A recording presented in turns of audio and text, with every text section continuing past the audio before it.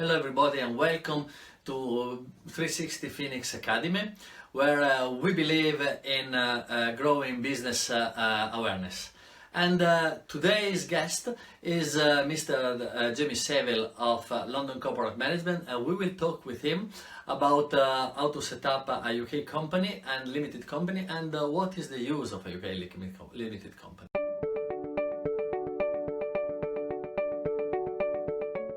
Today we are here with Mr. Jamie Saville, which is a shareholder and partner and director of London Corporate Management Limited, which is a company accountancy practice based in London, and which deal mainly with international clients who want to do business in the UK. And hi Jamie, thank you for coming here today with us. Coming virtually at least.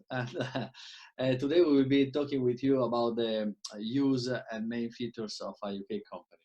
So basically, Jamie, the first question is what is a UK company and what is it used for? Why clients want to use a UK company? What are the main benefits of it?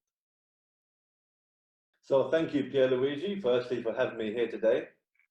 And the main purpose of a UK company is when somebody is going to start a trading activity. The benefit of a limited company over being a sole practitioner is that it offers a level of protection to the shareholder, and it has some tax advantages over being a sole practitioner. Okay, so let's start about the limited liability. What is the difference between having a UK company being self-employed? So if you are self-employed, you are personally liable for all the debts of the business. However, if you are operating through a UK company, the debts of the business are limited to that of the share capital. Which is important. I believe is a material difference, isn't it? Especially in today's situation, somebody find himself in this situation is better than the other way around. We can avoid bankruptcy and this sort of things, isn't it? And in order to set up a UK company, what are the main elements that are required to set up a UK company? What do you need to set up a UK company? So most companies are limited by shares, so that the company will need some share capital. It will also need a registered office, a director, and a shareholder.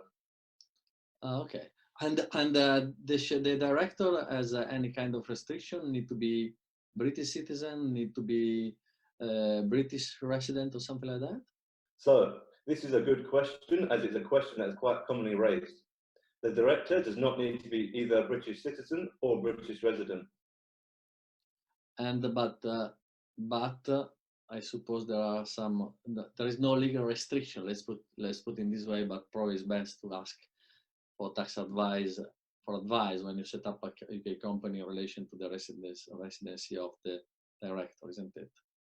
Correct. So yes, if the director is resident overseas, there could be some international tax implications. So you need to be carefully check this point, isn't it, before setting a company? Absolutely. And you were mentioned the tax benefit of a UK company compared to the self-employed position. What are the main benefits, if any? What are the tax aspects? What is the taxation of a UK company today? So there's several elements to this. Firstly, the UK company is subject to corporation tax, which is currently 19%.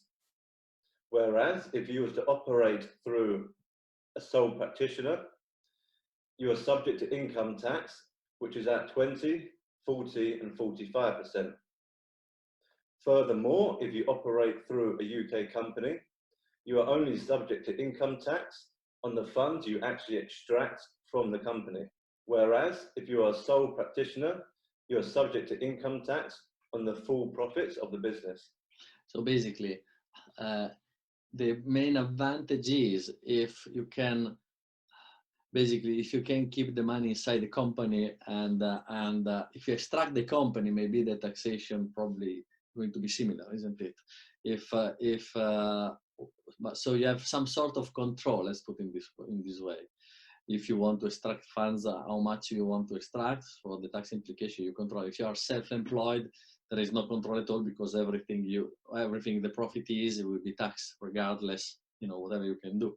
And the fact that the shareholder, sorry? Sorry, absolutely. And the other advantage with a UK company is that you have various options for extracting the funds. For example, you could take it out as a salary or as a dividend. Or both. Key advantage of a dividend is that it does not attract national insurance. Good. And is there any difference if a shareholder is UK resident and overseas based? UK resident and overseas based?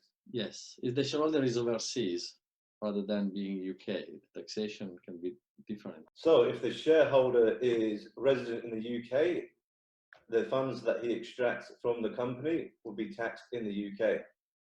Whereas if the shareholder is resident overseas, the funds that he extracts from the company would be taxed overseas.